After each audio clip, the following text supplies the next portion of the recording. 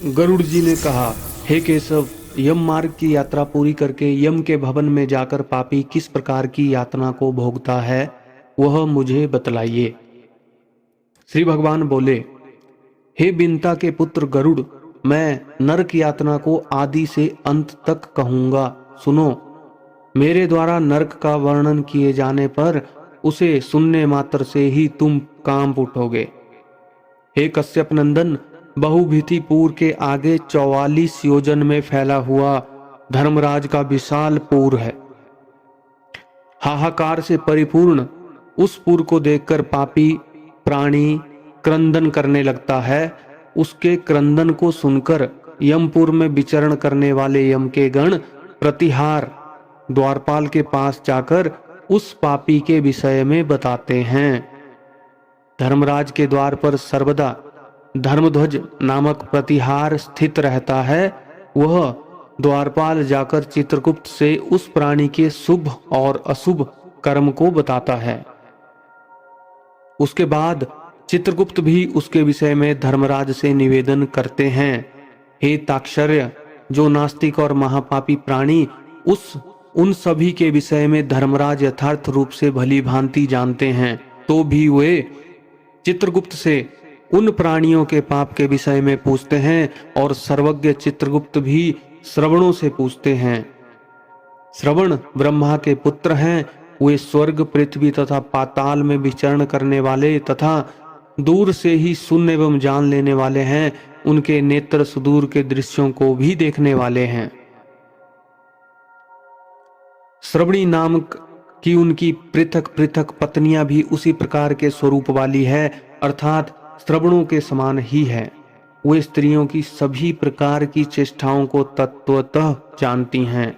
मनुष्य छिपकर अथवा प्रत्यक्ष रूप से जो कुछ करता और कहता है, वह सब श्रवण एवं श्रवणियां चित्रगुप्त से बताते हैं। वे श्रवण और श्रवणियां धर्मराज के गुप्तचर हैं, जो मनुष्य के मानसिक, वाचिक और कायिक सभी प्रकार के शुभ और अशुभ कर्मों को ठीक ठीक जानते हैं। मनुष्य और देवताओं के अधिकारी वे श्रवण और श्रवणियां सत्यवादी हैं। उनके पास ऐसी शक्ति है जिसके बल पर वे मनुष्यकृत कर्मों को बतलाते हैं। व्रत, दान और सत्य वचन से जो मनुष्य उन्हें प्रसन्न करता है, उसके प्रति वे सौम्य तथा स्वर्ग और मोक्ष प्रदान करने वाले हो जाते हैं। वे सत्यवादी श्रवण पापियों के पाप कर्मों को जानकर धर्मराज के सम्मुख यथावत कह देने के कारण पापियों के लिए दुखदायी हो जाते हैं। सूर्य, चंद्रमा, वायु, अग्नि, आकाश, भूमि, जल, हृदय, यम, दिन रात, दोनों संध्याएं और धर्म, ये मनुष्य के वृत्तांत को जानते हैं। धर्मराज, चित्रगुप्त, श्रवण और सूर्य आदि मनुष्य के शरीर में स्थित सभी पाप और पुण्यों को पूर्णतया देखते हैं। इस प्रकार पापियों के पाप के विषय में सुनिश्चित जानकारी प्राप्त करके यम उन्हें बुलाकर अपना अत्यंत भयंकर रूप दिखाते हैं। वे पापी यम के ऐसे भयंकर रूप को देखते हैं, जो हाथ में दंड लिए हुए, बहुत बड़ी काया वाले, भैंसे के ऊपर संस्थित, प्रलयकालीन मेघ के समान आवाज वाले, काजल के पर्वत के समान, बिजली की प्रभा वाले, आयुधों के कारण भयंकर, 32 भुजाओं वाले, 3 योजन के लंबे चौड़े विस्तार वाले, बावली के समान गोल नेत्र वाले, बड़ी बड़ी दाढ़ों के कारण भयंकर मुख वाले, लाल लाल आंखों वाले और लंबी नाक वाले हैं। मृत्यु और ज्वर आदि से संयुक्त होने के कारण चित्रगुप्त भी भयावह है। यम के समान भयानक सभी दूत उनके समीप पापियों को डराने के लिए गरजते रहते हैं। उन चित्रगुप्त को देखकर भयभीत होकर प्राणी हाहाकार करने लगता है। दान न करने वाला वह पापात्मा कांपता है और बार बार विलाप करता है। तब चित्रगुप्त यम की आज्ञा से क्रंदन करते हुए और अपने पाप कर्मों के विषय में सोचते हुए उन सभी प्राणियों से कहते हैं, अरे पापियों, दुराचारियों, अहंकार से दूषितों, तुम अविवेकियों ने क्यों पाप कमाया है? काम से, क्रोध से तथा पापियों की संगति से जो तुमने पाप कमाया है, जो तुमने पाप किया है वह दुख देने वाला है। फिर हे मूर्ख जनों, तुमने वह पाप कर्म क्यों किया? पूर्व जन्म में तुम लोगों ने जिस प्रकार अत्यंत हर्षपूर्वक पाप कर्मों को किया है, उसी प्रकार यातना भी भोगनी चाहिए। इस समय यातना भोगने से क्यों परामुख हो रहे हो? तुम लोगों ने जो बहुत से पाप किए हैं, वे पाप ही तुम्हारे दुख के कारण हैं। इसमें हम लोग कारण नहीं है।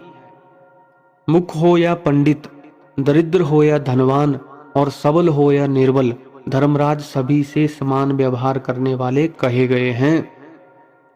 चित्रगुप्त के इस प्रकार के वचनों को सुनकर वे पापी अपने कर्मों के विषय में सोचते हुए निश्चेष्ट होकर चुपचाप बैठ जाते हैं। धर्मराज भी चोर की भांति निश्चल बैठे हुए उन पापियों को देखकर उनके पापों का मार्जन करने के लिए यथोचित दंड देने की आज्ञा करते हैं। इस प्रकार वे निर्दयी दूत उन्हें पीटते हुए कहते हैं, हे पापी, महान घोर और अत्यंत भयानक नरकों में चलो। यम के आज्ञाकारी प्रचंड और चंडक आदि नाम वाले दूत एक पास से उन्हें बांधकर नरक की ओर ले जाते हैं। वहां जलती हुई अग्नि के समान प्रभा वाला एक विशाल वृक्ष है, जो 5 योजन में फैला हुआ है तथा 1 योजन ऊंचा है। उस वृक्ष में नीचे मुख करके उसे सांकलों से बांधकर वे दूत पीटते हैं। वहां जलते हुए वे रोते हैं, पर वहां उनका कोई रक्षक नहीं होता। उसी सालमली वृक्ष में भूख और प्यास से पीड़ित तथा यमदूतों द्वारा पीटे जाते हुए अनेक प्राणी लटकते रहते हैं। वे आश्रय विहीन पापी अंजलि बांधकर, हे यमदूतों, मेरे अपराध को क्षमा कर दो, ऐसा उन दूतों से निवेदन करते हैं।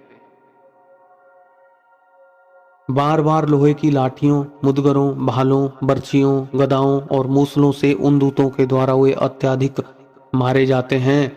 मारने से जब वे चेष्टा रहित और मूर्छित हो जाते हैं, तब उन निश्चेष्ट पापियों को देखकर यम के दूत कहते हैं, अरे दुराचारियों, पापियों, तुम लोगों ने दुराचारण क्यों किया?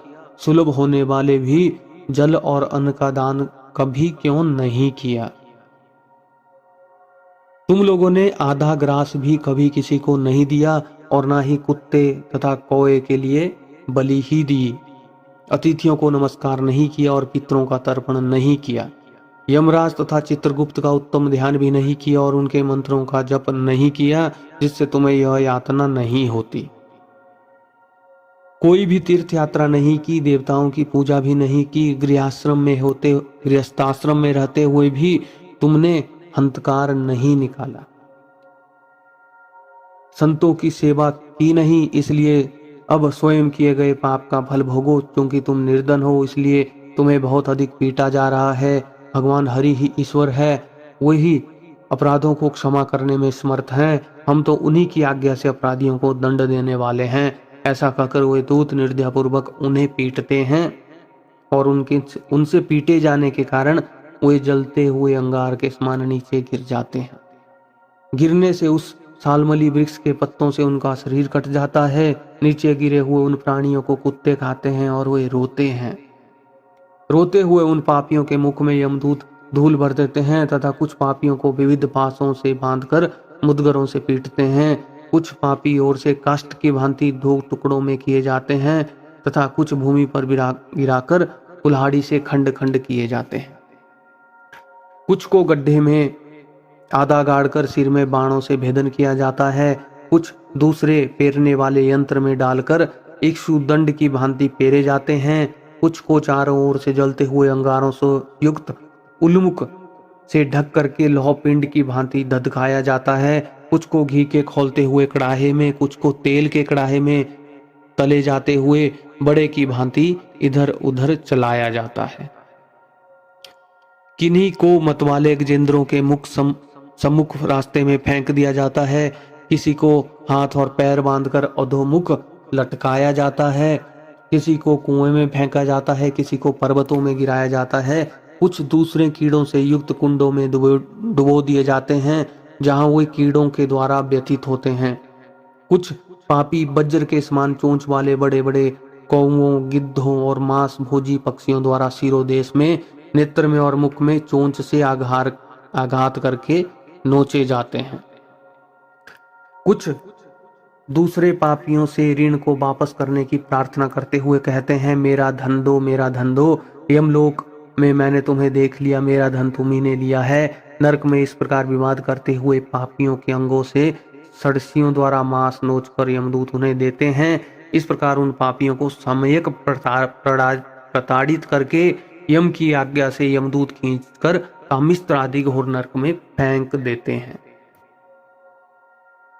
उस वृक्ष के समीप में ही बहुत दुखों से परिपूर्ण नरक है, जिनसे प्राप्त होने वाले महान दुखों का वर्णन वाणी से नहीं किया जा सकता। हे आकाशचारिण गरुड़, नरकों की संख्या 84 लाख है। उनमें से अत्यंत भयंकर और प्रमुख नरकों की संख्या 21 है। तामिस्त्र, लोशंकु, महारौरव, सालमली, रौरव, कुमंगल, कालसूत्रक, पुति, मृत्तिक, संघात, लोहितोद, सविस, संप्रतापन, महानिरय, काकोल, संजीवन, महापथ, अवीची, अंधता मिश्र, कुंभीपाक, संप्रतापन तथा तपन, ये 21 नरक हैं। ये सभी अनेक प्रकार की यातनाओं से परिपूर्ण होने के कारण अनेक भेदों से परिकल्पित हैं। अनेक प्रकार के पापों का फल इनमें प्राप्त होता है और ये यम को दूतों से अधिष्ठित हैं। इन नरक में गिरे हुए पापी, मूर्ख, अधर्मी जीव कल्प पर्यंत उन नरक यातनाओं को भोगते हैं। तामिश्र और अंधता मिश्र तथा रौरवादी नरकों की जो यातनाएं हैं, उन्हें स्त्री और पुरुष पारस्परिक संग से निर्मित कर भोगते हैं। इस प्रकार कुटुंब का भरण पोषण करने वाला तथा केवल अपना पेट भरने वाला भी यहाँ कुटुंब और शरीर दोनों छोड़कर मृत्यु के अनंतर इस प्रकार का फल भोगता है। प्राणियों के साथ द्रोह करके भरण पोषण किए गए अपने स्थूल शरीर को यहीं छोड़कर पाप कर्म रूपी पाथेय के साथ पापी अकेला ही अंधकारपूर्ण नरक में जाता है, जिसका द्रव्य चोरी चला गया है। ऐसे व्यक्ति की भांति पापी पुरुष दैव से प्राप्त अधर्म पूर्वक कुटुंब पोषण के फल को नरक में आतुर होकर भोगता है। केवल अधर्म से कुटुंब के भरण पोषण के लिए प्रयत्नशील व्यक्ति अंधकार की पराकाष्ठा अंधता मिश्र नामक नरक में जाता है। मनुष्य लोक के नीचे नरकों की जितनी यात्रा है, क्रमशः उनका भोग भोगते हुए वह शुद्ध होकर पुनः इस मृत्यु लोक में जन्म पाता है।